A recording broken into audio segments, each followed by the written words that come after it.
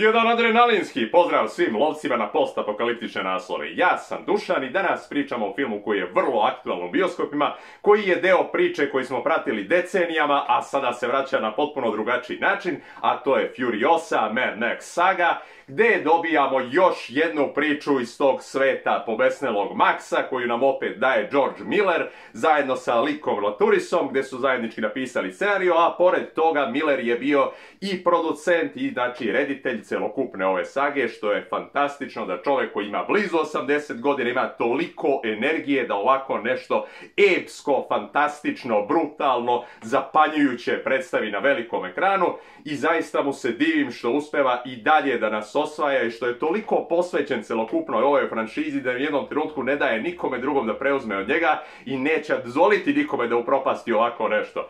To je fantastično i zaista sam mu zahvalan što nam pruža priliku da u ovim godinama možemo da vidimo ovakav film. I suštinski ovo je bio film koji niko nije tražio jer nije više tu bilo pobesnelog Maxa. Znamo mi sad da je to Tom Hardy bio u prethodnom delu, da je to preuzeo od fantastičnog Mel Gibsona i da je ceo film suštinski bio pokraden od lika Furiose koga je glumila Charlize Theron i to toliko fantastično da je ona postala centralni lik celokupne ove priče i zbog toga smo i dobili ovaj prequel posle 9 godina čekanja. I da li je film opravdao očekivanja? Ne da je opravdao očekivanja, nego smo dobili nešto što davno nismo imali priliku da vidimo. I uopšte rekao sam, ne samo što je film toliko fantastično snimljen, što su tu imale te prepoznatljive scene akcije gdje je sve bilo isto tako i sirovo, i divljački, i napeto, i okrutno, i brzo, znači to je sve napakovano u ova 2,5 sata ove fantastične akcije koju ćete gledati na ekranu i još gomilu puta sam govorio kako ja prosto obožavam predele koji su bilo da je Dina ili Indiana Jones ili Mumija, kao što je ovdje pobesneli Max, jednostavno volim tu atmosferu pustinja, sav taj pesak, tu vrelinu i pogotovo kada se u to ubaci akcija tipa kao što je pobesneli Max, to je zaista fantastično za gledanje. I baš toliko mi je bilo krivo što nije snimljeno u 3D jer je ovo zaslužilo da iskače iz ekrana kao što je bilo u prethodnom delu, međutim ovdje to nije slučaj, ali je isto tako fantastično snimljeno. I kao što rekao smo, Charlize Theron je sa tim filmom i postavila nove standarde, odnosno njena Furiosa je jednostavno toliko bila dominantna da je teško bilo da će neko moći da je zameni, međutim Anya Taylor-Joy je fantastično preuzela tu ulogu od nje i uspela je da dokaže taj dubinski talenat koji jednostavno čuva u sebi, da je u stanju da napravi jednu pravu, pravcatu heroinu za koju ćete navijati bukvalno u svakom trenutku.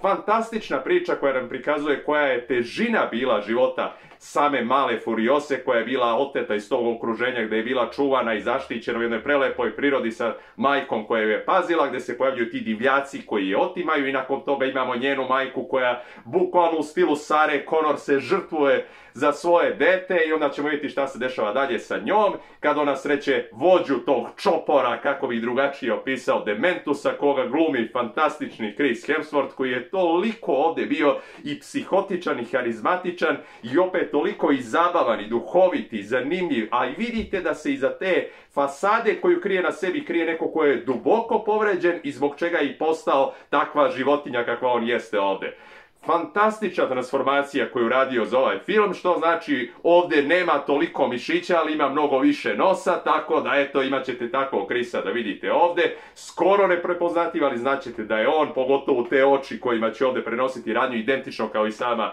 Anya Taylor-Joy. Fantastično je to sve predstavljeno u ovom filmu i njihov odnos i dinamika i mržnja koja se rađa i želja za osvetom. Sve je to fantastično prikazano i kao što rekoh vidjet ćemo kako Furiosa od tog deteta izrasta polako u onu Furiosu koju mi znamo i kada se bude i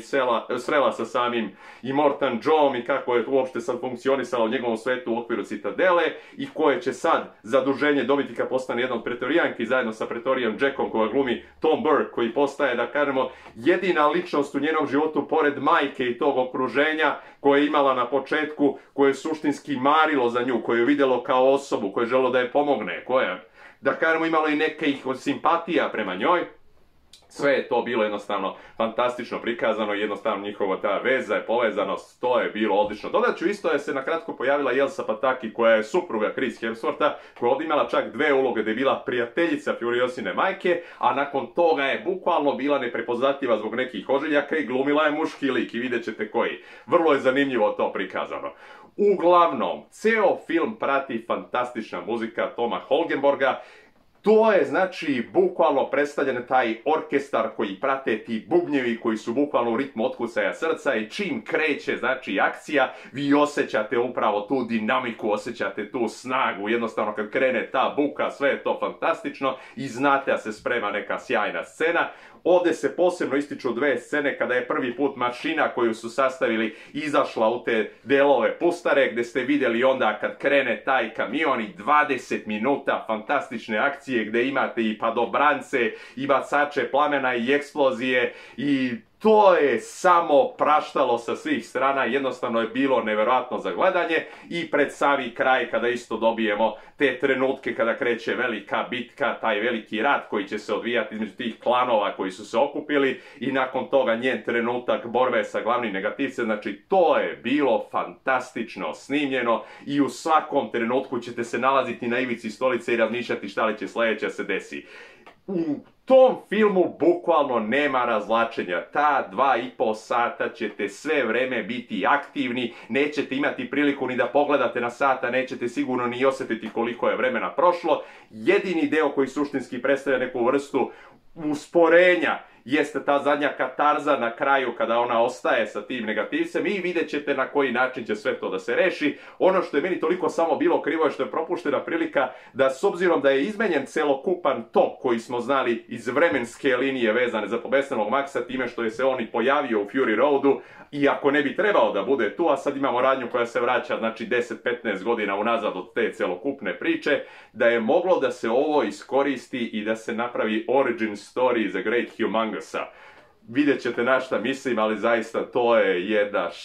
šteta što se to nije desilo, ali opet, nekima će ovaj kraj tačno biti onakav kakav i treba da bude, neki će možda reći možda bih ja drugačije ipak odradio to, ali opet je to bio jedan neverovatni spektakl. Vrhunska gluma svih učesnika, rekoh jednostavno toliko je dobro sve to predstavljeno. Savršeno snimljeno, savršena kamera, odlični efekti, jednostavno film koji je jedna ogromna eksplozija i zbog čega da kažem Dina može i da se osjeti vrlo ugroženo, odnosno Dina 2 kada bude naredne godine dodala Oscara za tehničke kategorije vezane i za montažu i za kameru i za zvučne efekte i za celu tu postprodukciju. Jednostavno ovaj film može da parira Dini u svakom pogledu, neverovatan jedan film i svaka čast još jednom George Milleru da čovjek se blizu 80 može da napravi ovako nešto i plus još i najavio da će biti i taj završni 6. deo Wasteland, nadamo se da će i njega završiti i vidjet ćete uopšte kažem u ovom filmu kad budu predstavljeni svi ti gradovi i grad gasa, odnosno benzina kako su ga predstavili i grad metaka i ta citadela koju znamo iz prethodnog dela